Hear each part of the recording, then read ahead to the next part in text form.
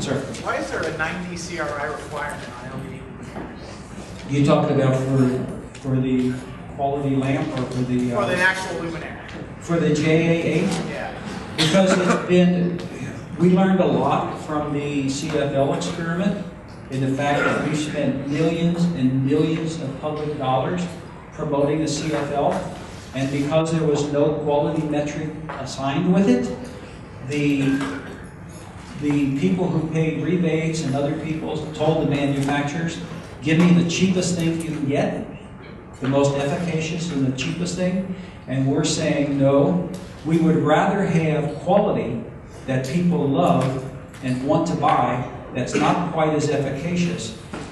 So the incandescent light bulb is being held up as the product of choice. An incandescent light bulb is 100 CRI. We're saying, okay, we want something dimmable, we want something that consumers have the same utility. They can go to the store and they can pick up a bulb and they can put it in an incandescent socket and it works. So CFL, both for JA8 and for the lamp spec, it was determined that we are going to hold quality up, to have a market transformation to a product that people love, not something that they're going to rip out as soon as the building inspector leaves. So it was a quality decision that we made. Anything else? Can I add something to that, Gary? Yes, ma'am. CLTC is currently collecting manufacturing spec sheets of products that meet the full requirements of the residential high efficacy list. So if you have products that you know, hey, I'm good, I've got sconces, got a chandelier coming, especially bath bars, over vanity type luminaires. If you have these ready to go, then chances are I don't have a copy of your spec sheet yet. So err on the side of caution, and please send those to me, because we are collecting a list. So we'll be doing some test homes throughout Pacific Gas and Electric territory, implementing those and getting some consumer feedback. Now these homes are demo homes in production house communities with multiple occupants going through, not just the family that's intended to live there. So we are trying to compile a database to show there are ample a selection to choose from. And also to add to Gary's comments and to combine that with the questions that I had, that 90 CRI requirement on the Hardwire luminaires, you can still purchase a lamp that doesn't meet these requirements for your portables, but we think people will notice the difference between it in color critical spaces. And if you noticed, when we were presenting, the spaces where that high efficacy requirement is most likely to be implemented in multiple fixtures, it's in the kitchen. Color is critical in the kitchen. And now, for the first time in this series of code requirements, one high efficacy luminaire in the bathroom. And having read over and over again comments, whether it be in a New York Times article in the public feed of comments, or whether it be through customer interviews, I don't like the way I look in the mirror came up over and over and over again. And then also how critical color is in the kitchen when evaluating the quality of the food that you're preparing or that you're about to eat. So the kitchen and the bathroom are the most critical, and the kitchen and the bathroom have the most stringent requirements. So it's not everywhere, but it's where we think the consumers want it. Good. So everybody got quiet after I got passionate on my soapbox there. I apologize. I appreciate the question because that's a very legitimate. 80 CRI is pretty accepted. Well, LEDs are 80, 90. It's harder to find a good LED. There's a whole debate on that, and I agree. We landed on 90 because we are using 100 watt incandescent as our baseline.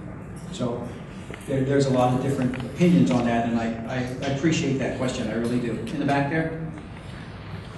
I do sign permits for title for C45 sign contractors, and right now with LEDs, the form is pretty simple.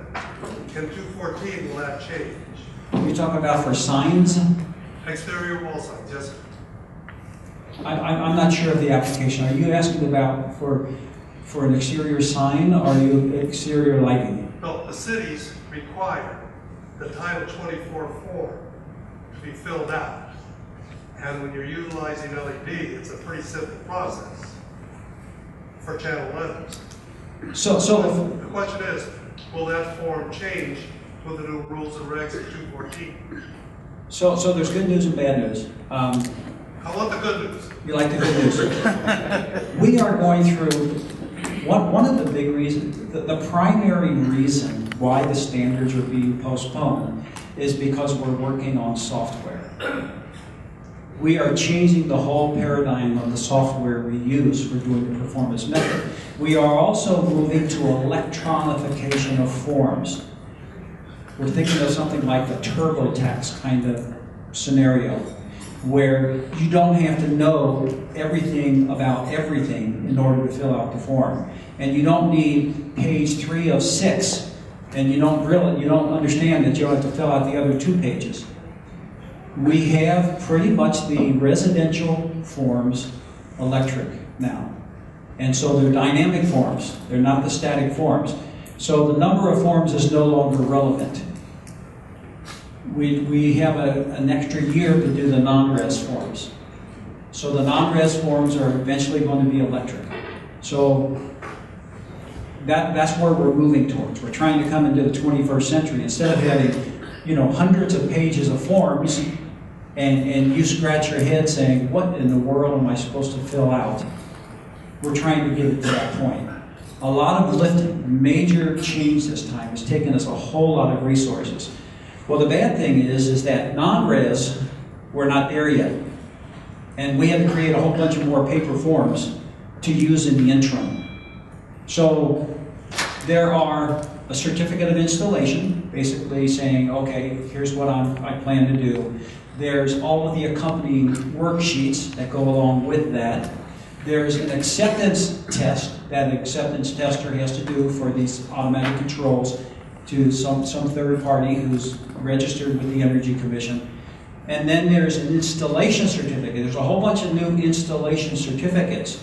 If you want to claim a power adjustment factor, somebody needs to sign their license that I did it. If you want to put in a lighting control system, somebody needs to sign that I put that system together appropriately.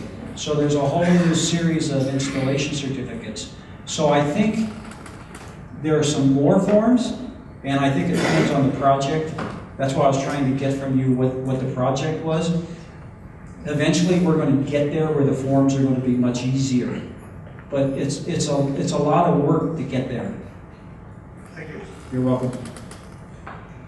Sir? Can you clarify current limiter necessity for track lighting? Was that, am I to understand after the 2013 regs, if I install a track light in a non-resi space, it has to have a current limiter on it?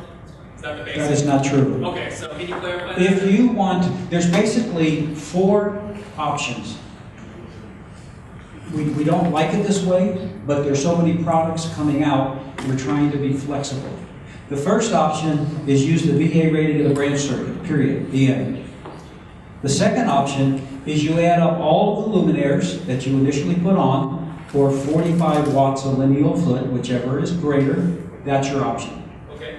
The third option is if you want to use an integral current limiter that has been certified to the Energy Commission, you use the VA rating of that or 12.5 watts per lineal foot, whichever is greater. And then the fourth option is if you have a supplementary overcurrent protection panel from which only track lighting is powered and it meets all of the requirements and installation certificate is signed. Those are the 4 options. Now if you have greater than 20 amp, if you have a busway or something, you're going to use 45 watts as lineal foot. That's your choice. There are no other choice. Did that answer your question? Yeah, so basically the application of the current limiter is just to reduce the impact of the Title 24. Right, if somebody doing retail and museums, they want to put a whole bunch of, they want the versatility, and track lighting is versatile. Well, what makes it versatile for application makes it problematic for energy standards, because you can just load it up. Sure. So it's just like an incandescent socket. We say, okay, let's discuss this. What can we do? Okay, put an integral current in there. Now, my heartburn is that there's no science at all There's no field studies. Nobody said, hey, here's how track's really used. We don't know. Is 12.5 watts lineal foot really right? I've been trying to get somebody to do a field study, an independent field study for years to say, really, what does track use? You know, if you look at code requires 90 watts per lineal foot, electric code. And we landed at half of that, which was 45 watts of lineal foot. ASHRAE landed at a third of that, at 30 watts of lineal foot, and that's where we all started. It's all gentlemen's agreements. And so what we have, this very complex standard, is just trying to accommodate the industry with a consciousness and energy. Okay, and just a two-part question. It said current limiting track and need to be certified to the commission. Can you clarify what that entails? Is it like sending something into UL, that type of certification? No, the certification, I'm sorry I didn't do a good enough job on that. Certification is a declaration made under penalty of perjury by the manufacturer that they did A, B, C, D, E. Okay. So there's going to be that first slide I showed you. You get into the Energy Commission as a manufacturer, you get the document, you make all of the declarations, and the logic's going to say you have to say yes, you have to say yes, you have to say yes. If you say no, it's going to kick you out. At that point, you have declared under penalty of perjury what you did was right. We're not collecting the reports. It's all, you'll have to have the documentation in your file drawer if somebody calls the Attorney General, says that, you know, typically one competitor rats on another competitor. And so if somebody's competitor says, hey, this guy, he perjured himself, and there's an investigation, then you might want to keep that documentation in your file drawer.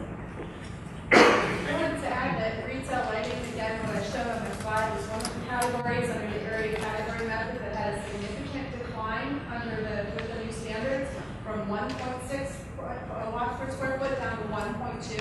That's a pretty big jump. Going after one of those categories that has historically had the most forgiveness and the ability to put as much light as they want anywhere. So the track limiters becomes a sales opportunity in a way in order to advocate for their use so that you can claim the lower lighting power density. It's going to be pretty hard if you just put track everywhere and meet the standards as they're written in 2013. 1.6 down to 1.2. So that's a number worth remembering to hard clients. So I kind of have this fantasy that there's going to be just like the GU24. The US DOE 10 years ago came up with a contest that said, let's come up with a line voltage socket that wasn't incandescent. And so they had this contest and the GU24 won. And it was, you know, a public, you know, there were some rules that everybody was using. So they came up with this GU24, and then we came up with standards in California that said, okay, you cannot sell GU24 incandescent products. I could imagine there a form factor that is proprietary, not proprietary, that's not exclusive to LED. And then it's a game changer, and we need to talk. So if there's a new kind of a track system that, you know, maybe we could just look at the power supply or something. As it is, if you put LED tracks heads on a line voltage track, you have the same rules as everybody else. So just something for you to think about. If you want to come up with you know, get an ANSI blessed form factor that is exclusive to LEDs, that could be a game changer. In the back. Question about 90 CRI for outdoor lighting.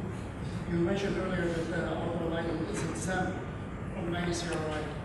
I don't have a copy of JA8 in front of me, but if I remember correctly, I don't think it states that outdoor is exempt. You don't think it's safe? I don't understand the question.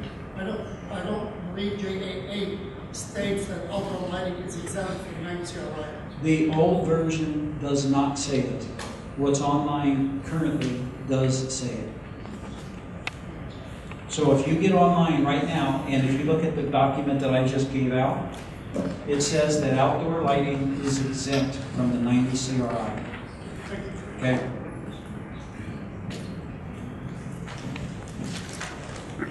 Okay, I know I didn't do that good. Somebody throw something at me. Yes, ma'am. What's the date on that meeting in December? December the 11th, there is a business meeting at which I cannot second guess what the commissioners are going to do. If I was a betting man, I would bet that they will postpone the date. But I cannot project my opinion upon public servants who have a right to vote. So, that's it. Yeah, it says linear lamps are not recognized as converting a fluorescent luminaire LED. Does that mean LED lamps don't meet the LED dimming requirement? So there's a lot of, you're talking about the linear, the TLEDs? Right. So when we were developing the 2013 standards, and it's even still today, the TLED is in the Wild West phase. There are no national standards on what is performance. What are the correct optical distribution? Is it best to go line voltage, one socket, two sockets? Is it best to go with the ballast? There's a lot of, there are no standards. And if you change a linear fluorescent, which has a radial light distribution, with a bunch of diodes with 10 degrees, and you change the uniformity of the room significantly, what does that mean? And so we took a really hard line because we want to see that industry regulate itself to come up with a national body or some national standards. So we basically said that, no, you cannot change a fluorescent to an LED by putting in tubes. That has raised some issues that we're wrestling with right now. But what the current standard says is that, no, we're not going to recognize that for compliance with the standards. Hi, Gary. On your previous slide, you mentioned for the recessed downlight, if they have a pigtail, it's not considered as a I'm sorry, what was that? For the recessed downlight, if there's a pigtail, LED luminaire, they have a pigtail, come with a pigtail. So it's not considered as a high. Okay, so a little history. The question she asked was without pigtails and about the hardwire. The 2008 standards, the current standards, do not say anything about pigtails. What happened was, after we adopted the 2008 standards, the manufacturers who were making LED modules came to us saying, hey, we got a problem. Because no LED manufacturer was making housings. They were using somebody else's. So what we did as a Band-Aid in the 2008 manual, especially for residential, we said, okay, you could hardwire a module, an incandescent module, under these conditions. One thing, you have to throw the socket away. Actually, we didn't say throw the socket away because we were legally protecting ourselves. That's not our problem. We would recognize it though, if it was hardwired. The 2013 standards basically retracted all that, said, okay, now LED manufacturers have housings, and there are a lot of third-party housings with GU24 bases and sockets in them. So we took that back. It was never approved in the standards. It was kind of a interpretive document. We said you could do that. Now, there are, in the luminaire modifications in place, if you take an existing luminaire downlight and you gut it and you don't move it, and the module is listed for that luminaire, you could hardwire it. But never for newly constructed buildings. Never for, additions. It's only for an existing downlight, basically. For retrofitting. Well, there's two kinds of retrofits. If you're regulated by the standards, you can't use that product. If you're not regulated by the standards, it's invisible, it's just a light bulb change. So if you're going to go, the biggest part of the market is the market that's not regulated by Title 24. There's only about 3% of the market that's new square footage or alterations that are regulated by the standard. So the biggest part of the market is existing, pre-1970s buildings. If you just screw in a pigtail, that's all you do. then it's not regulated. But once you reach that threshold of a luminaire modification in place where you're doing an alteration, what we classify as a retrofit, at that point it's not going to be recognized. So there's different markets for that. Sorry. So basically what you are saying is that all the luminaire, as a recessed luminaire, for the new construction they have to have the external driver. They cannot be merged with the driver. I don't think I'm saying that. I don't think we require external power supplies. What I'm saying, when you are talking about the no pigtail, a lot of retrofit or a lot of margin that is on the market right now, they are coming with their own drivers. Okay, so what you're saying then is because we don't allow pigtails, you would have to have an external power supply.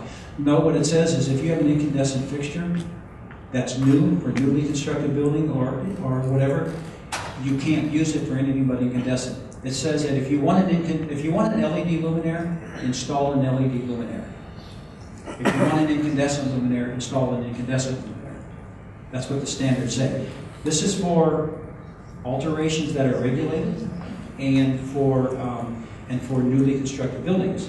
However, if you're below the radar, you're not regulated, then you can do those big deals. That's just a light bulb change.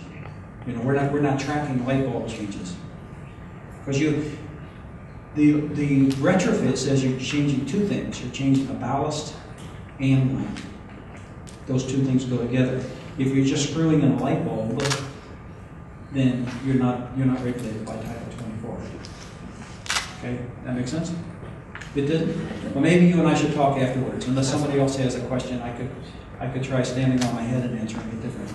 I got a question. Sure. Could you clarify something? This is in reference to Rezzy. I got from the PowerPoint that track lighting, any kind of track lighting in reference to Rezzy is always going to be low efficiency. Is that correct? So that is correct. 1,000 lumens for what? Doesn't matter. Track. Right. Track is low efficacy because the same issues related to an incandescent socket apply to track lighting. And the fact that without any rewiring, without any electrician, you can just plug and play and add things and subtract things. Okay. So we treat it identically to the way we treat incandescent luminaires. Okay, and then the second question to me is LED certified to commission to JAA. Can you clarify what that means again? Is it just self-certified again, go on the website? That is the manufacturer getting online, filling out the form, submitting it to the Energy Commission. The Energy Commission validates that you answered all the questions affirmative that you needed to question. The Energy Commission then puts that on our database, and our database does not say that we endorse that product. Our database only says that the manufacturer has declared under penalty of perjury that this is true. So certification to the Energy Commission is that declaration made by the manufacturer to the Energy Commission. Got it. And is the basic cert, the attributes are just CCT and CRI, or is there still LPW?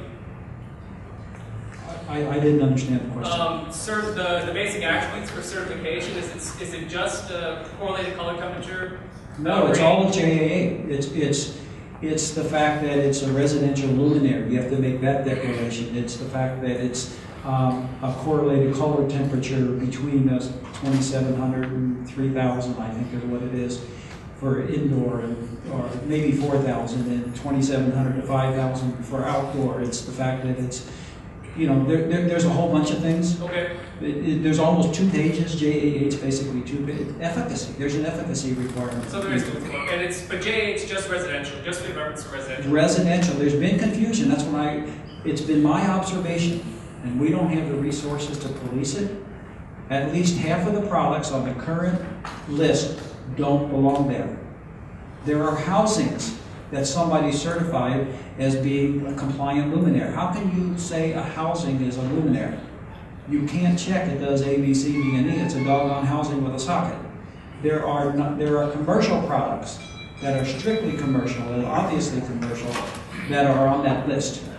That list is going to retire, and you have to recertify. We done? We're done.